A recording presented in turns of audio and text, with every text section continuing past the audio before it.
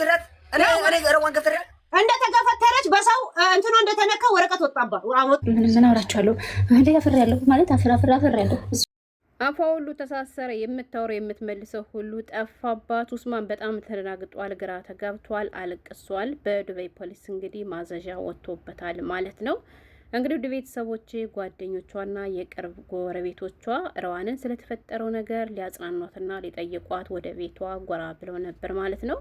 በዚያ ሰዓት እንግዲህ ረዋንዬ ምንድነው የተፈጠረው ነገር አውሬን እስኪ ብለው እንዳንድ ጎረቤት እንዳንድ የቅርብ ሰው ጥያቄ አቅርበዋላት ነበረ። እሷም እንግዲህ በሚያሳዝን መልኩ ወላሂ ነው የምላችሁ ምን የሚወራ ታሪክ አለ ወላሂ አፈር ያለው ብላ ለጎረቤቶቿ ወይም ለጓደኞቿ የመለሰችው በጣም የሚያሳዝን ምላሽ ነበር ማለት ነው። እንግዲህ ውድ ቤተሰቦች ዱባይ ላይ በጣም ብዙ ነገር ሲፈጠር እናያለን እንሰማለን። የዛሬው ደግሞ ለየት ያለ ነው ማለት ነው። እንግዲህ እነዚህ ሁለት ጥንዶች በዱባይ ጎዳና የመጀመሪያውን ሪካርድ ሰብረዋል ማለት ነው። ሪካርዱ ምንድነው የሚለውን ደግሞ ዘርዘር አድርጌ ልንገራችሁ። በነገራችን ላይ ትናንትና አልተኛውም ወላይ ነው የምላችሁ ኡስማንና ጆከርን እየተከታተልኩ ነበረ። የተደረገው ድርጊት ያሳፍራልም ያሳዝናልም። የሀገሬ ልጆች እንግዲህ ረዋንም ራሷን ስታ ሆስፒታል እንደገባችና በጽንሷ ላይም ጉዳት እንደደረሰባት እየተነገረ ነው። ኡስማንም እንዳያችሁት በጣም ግራ ተጋብቷል፣ ተጨንቋል ማለት ነው። እንዲሁም ደግሞ ሚስቱን እየወቀሰ ነው። እኔ ላንቺ ብዙ ዋጋ ከፍያለሁ፣ አንቺ እንዴት እኔን አሳልፈሽ ዲፖርት ለማስደረግ ወረቀት ታስወጭብኛለሽ ብሎም እንግዲህ ይሄ ነገር ሊሆን አይችልም ብሎ ማመንም አቅቶታል ማለት ነው። ሀገሬ ልጆች በነገራችን ላይ እንደሰማችኋት እኔ አፍሬያለሁ፣ ተሸማቅቄያለሁ፣ ምንም የሚወራ ታሪክ አለኝና ብላ ስትመልስ ሰምታችኋል። ያው ያልሆነ ሰው ያገባች ሴት ሁሌም ቢሆን እንዳፈረችና እንደተሸማቀቀች ነው። እንግዲህ ደግሞ ምርጫው ወይም ውሳኔው ደግሞ ሴቶችዬ የእናንተ ነው ማለት ነው።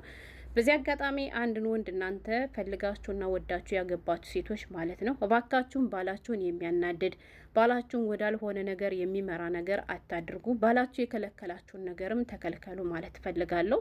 ከዛ ሰው ጋር የመቀጠል የመኖር ፍላጎት ካላችሁ እሱ ምንድነው መሰላችሁ ያ ኡስማን እንግዲህ የመጠጣትና የማጨስ ሱስ እንዳለበት ሁላችንም እናውቃለን የሀገሬ ልጆች። ኡስማን ደግሞ በተደጋጋሚ ይሄን ነገር የሚያደርገው ሚስቱ ይሄን ነገር ካደረገች እንደሆነ ለሚስቱ ነግሯታል። ስለዚህ ሚስት ይሄን ነገር አታድርጊ፣ እኔ እንዳልጠጣ፣ እኔ እንዳላጨስ፣ እኔ እንዳልሰከርና ሰዎችን እንዳላስቀይም፣ ራሴ እንዳልጎዳ ከፈለግሽ አንቺ ከዚህ ነገር ተቆጠቢ፣ በጭራሽ ከዚህ ነገር እንዳደርሽ ብሎ እንግዲህ በተደጋጋሚ እንዳስጠነቀቃት ራሱ ተናግሯል ማለት ነው። እንግዲህ በመጀመሪያ ወደ ጎዳናው ልውሰዳችሁ። ጎዳናው ምንድነው ወይም ደግሞ ጎዳና ላይ የተከሰተው ወይም የተሰበረው ሪከርድ ምንድነው ማለታችሁ ስለማይቀር ዘርዘር አድርጌ ልንገራችሁ። ዘንድሮ ፈርዶብኛልና ማለት ነው ሀገሬ ልጆች። ያው ሁሉም ሰው በየቤቱ የራሱ የሆነ ጉድ አለበት፣ ግን ደግሞ የእነሱን ጉድ ለየት የሚያደርገው ጎዳና ላይ መሆኑ ነው እንዳልኳችሁ። እንግዲህ ውድ ቤተሰቦች ወይዘሮ ረዋን ባሏ የከለከላትን ነገር አደረገች። አቶ ባለም ደግሞ የከለከልኩሽን ነገር አድርገሽ እኔም ያችን ነገር ሳላደርግማ አልቀራትም፣ ያንን ነገር ካላደረግኩ አይወጣልኝም፣ ታፍኝማ አልሞት የሚልና እንግዲህ አቶ ኡስማንም በነገራችን ላይ ሳልነግራቸው ሀገሬ ልጆች እኔ ለመጀመሪያ ጊዜ ሳይ ነው። በእርግጥ ዱባይ ፍሪጅ መረር የሚባል አካባቢ ልክ እንደ ኢትዮጵያ አይነት ህይወት እንደሚኖርበት የሚያስጠላ ሰፈር እንደሆነ በተደጋጋሚ መዳም ራሱ ትነግረኛለች ማለት ነው። ግን ማታ ስከታተል ነበርና እንዳልኳችሁ ልክ እንደ ኢትዮጵያ ራሱን የቻለ መጠጥ ቤት አለ ሀገሬ ልጆች፣ ሴቶች እያስተናገዱ ማለት ነው። ወላይ አልሐምዱሊላህ ሰው ተሰዶ መጥቶ የተሻለ ቦታ ላይ መገኘት እየቻለ በዚህ ልክ ሲልከሰከሱ ማየት እንዴት ያሳፍራል መሰላችሁ። እና ውድ ቤተሰቦቼ የጎዳናው ሪካርድ ምንድነው ካላችሁኝ ይቅርታ እንግዲህ እኔ ያው ነገሩ ስለበዛብኝ የቱን ጀምሬ የቱን እንደማወራ አላውቅም። ከዛ አላችኋለሁ አቶ ኡስማን በዱባይ ጎዳና እንግዲህ ወደ መጠጥ ቤት ለመሄድ እየተገለገለ ነበርና እሱ ከፊት ለፊት ይሮጣል፣ እሷ ከኋላ ትከተላለች። እንደ ሴት ግን እውነት ንገሪኝ ካላችሁ ወላሂ ነው የምላችሁ አንድ ድርስ የ9 ወር እርጉዝ ሴት በዚህ ልክ እንዲስቶ ማየትና መስማት እንደ ሴት ያሳዝናል። የሀገሬ ልጆች በጣም ነው የሚያሳዝነው። አያሳዝንም አላችሁም? ለምን ብትሉ ሁሉም ሰው ወደ ትዳር ዓለም ሲገባ ይሆነኛል፣ ይሰምርልኛል፣ ያምራል ብሎ እንጂ እንደዚህ ያለ ችግር እንደሚመጣበት አታውቁም። ገባችሁ? ኡስማን ረዋንን ከማግባቱ በፊት ጀምሮም ሰካራምና ሱሳም እንደሆነ ጠንቅቃ ታውቃለች። ያ ማለት ሰው ከጎኑ ስለሌለው ነው፣ አይዞ የሚለው ሰው ስለሌለ ነው፣ የራሱ የሆነ ነገር ስለሌለው ነው ብላ እንግዲህ እሷ ከደመቀ ከሞቀ ቤቷ ነው አምታ ያስገባችሁ። ገባችሁ? ከኔ ጋር ከሆነ ይስተካከላል፣ ከኔ ጋር ከሆነ በነገራችን ላይ ረዋንዬም ስለ ረዋን በነገራችን የማውቀው ነገር አለ፣ ግን መናገር አልፈልግም። ገባችሁ? መናገር አልፈልግም እንጂ አለ እና ያም ሆነ ይህ እንግዲህ ረዋን እኔን ካገባ ይስተካከላል ይተዋል ብላ ከማግባትም አልፎ እንግዲህ ያው የልጅ አባት ካደረግኩ ለልጁ ሲል አንገቱን ደፍቶ ይሰራል ይለውጣል ብላ አስባ እንደተጋቡ ነው ወዲሁን ያረገዘችው ማለት ነው። እና ግን አመል ነውና ይሄን አመሉን እስካሁን ድረስ ኡስማን አልተውም። ግን ለምን እንደሆነ አላውቅም። አንዳንዴ ያናደኛል፣ አንዳንዴ ደግሞ ያሳዝነኛል። ወላይ ከምላችሁ በላይ ረዋንን ገና ከማግባቱ በፊት በቂ ከስራ ሲያባረው እነዚህ ሀብታሞቹ አድማ ሲያደርጉበት ግን እኔ ማለት ነው ለማውቀው ልጅ ደውዬ በአላህ ብር ላስገባለህና ኡስማን ወስደ አሳክመው የወንዶች ኢጃዛ ቤት ውስጥ ማስገባው ብዬ አውቃለሁ። ከዚያ እሱም ደግሞ የመለሰልኝ ምላሽ ነበር። ግን ወዲያውን አልሐምዱሊላ ተስተካክሎ ለቁራን ተቀርቶበት ምናምን ትንሽ ገገም እንዳለ እንግዲህ ከረዋን ጋር ተገናኝቶ እዚህ ደረጃ ደርሷል ማለት ነው።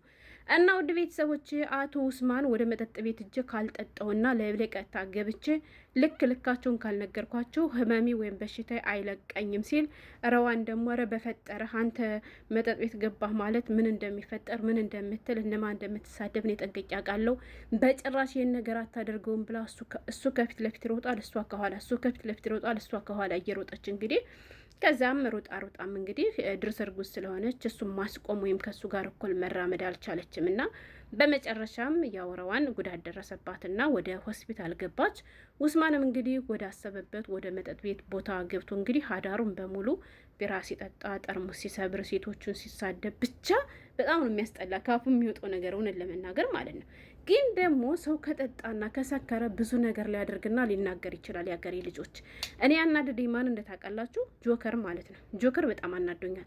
እሱ የራሱ እንጀራ እንዳይበላሽበት የራሱ ህይወት እንዳይበላሽበት ሰሞኑን በነሙኒት በኩል በተፈጠረው ነገር እናስይዘዋለን ከዱባይ ዲፖርት አድርገን እናባረዋለን ሲሉ ስለሰማ ብቻ ያ ነገር ሳይፈጠርበት ቀድሞ እሱ ትኬት ቆርጦ ከዱባይ ኡጋንዳ ገብቶ በነጻነት እየኖረ የምስኪን ወንድሙን ግን ለማስያዝ እከሌን ተሳደብ፣ እከሌ እንደዚህ አድርግ፣ ይሄን አድርግ ስሙ የሀገሬ ልጆች ወላሂ በጣም ነው የሚያሳፍሩ ማለት ነው። ትኬት ልቁረጥልህና ከዱባይ ኳታር ሄደ ሀይባን ሁሉ ገደላት ይለዋል ማለት ነው። አሁን እንደዚህ ይባላል።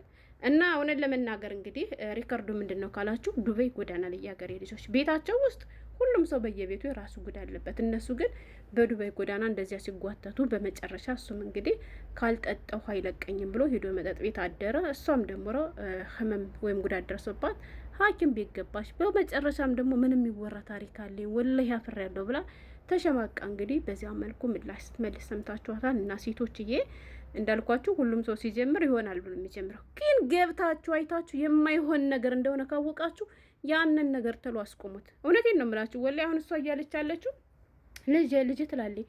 ገና እኮ አንድ ልጅ ነው ያረገዘች። ሲጀመር ልጁ ባሏን እኮ እያስተዳደረችው ያለችው እሷ ነች። እና አንድ ልጅ አሁን ማለቴ እሱንም አላቅም ብቻ ምንም ይሁን ምንም ግን የሀገሬ ልጆች የማይሆን ህይወት ከዛሬ ነገ ይስተካከላል እያላችሁ ራሳችሁን እየጎዳችሁ አትኑሩ። የድሮ እናቶች ናቸው ለልጆቼ ብዬ ልቻል እንጂ ልጆቼን ብዬ እያሉ ብዙ ፈተና ብዙ መከራ እየከፈሉ የኖሩት። በዚህ ዘመን ግን ለማን ሲባል ለምን ገደል አይገባም ማለት ነው። ግን አንዳንድ ሴቶች ያላችሁ አይደለ ለቤተሰቦቻችሁ ከምታደርጉ ለወንድ ማሽቃበጥ ትወዳላችሁ። ረዋን አሁን እንደዚህ ጭድ ሲልባት ወንድሜን አምጥቼ ልጄን አሳድጋለሁ ምናምን ትላለች። ወንድም እያላት ወንድሟን አምጥታ ማሰራት እየቻለች ነው። እሷ ግን ከማይረባ ወንድ ጋራ እንደዚህ የምትቃጠለው ማለት ነው። አስባችሁታል? አሁን በዚህ ሰዓት እሷ እረፍት ሰላም በሚያስፈልጋት ሰዓት ሰላም ያልሰጣት ሰውዬ ላጤ ስቶ ምን አይነት ኑሮ ነው የሚያኖራት? አስቡት። ለዚህም ከሞቀ ቤቷ አስገብታ እሷ እንደፈለገ አድርጋ እያኖረችው እንደዚህ ሰላም ያልሰጣት ተመክሮ የማይድን ከትናንትና ስህተቱ የማይማር ወንድ ይዛችሁ ከዛሬ ነገ ይሻሻላል እያላችሁ ጊዜያችሁንና ገንዘባችሁን ራሳችሁን የምታቃጥሉ ሴቶች በከንቱ አትድከሙ ማለት ነው። እውነቴን ነው የምላችሁ ወላሂ። እና በጣም ነው ያሳዘነችኝ እውነት ለመናገር ረዋን። አንዳንዴም ደግሞ ታናደኛለች። ምክንያቱም ይሄ የመጀመሪያ አይደለም። ከአሁን በፊትም በተደጋጋሚ እንደዚህ እያደረጋል። ለአንድ ቀን ለሁለት ቀን ትወጣለች፣ ታለቅሳለች። ከዚያ ደግሞ ዙራ ሄዳ ትገባለች። እንዲህ ስትል አንድ ቀን እንግዲህ በሱ ምክንያቱም ወይም ደግሞ ህይወቷ ሊጠፋ ሁሉ ይችላል። በሱ ምክንያት እኮ ድርስ ርግዟ እኮ ናት ተንበረካ እሱ ላጠፋው ጥፋት እሱ ለተሰደበው ስድብ ተንበረካ ሰዎችን ይቅርታ የጠየቀችው። እና አሁን ከእንደዚህ ያለ ወንድ ምንድን ነው የምትጠብቁት የሀገሬ ልጆች?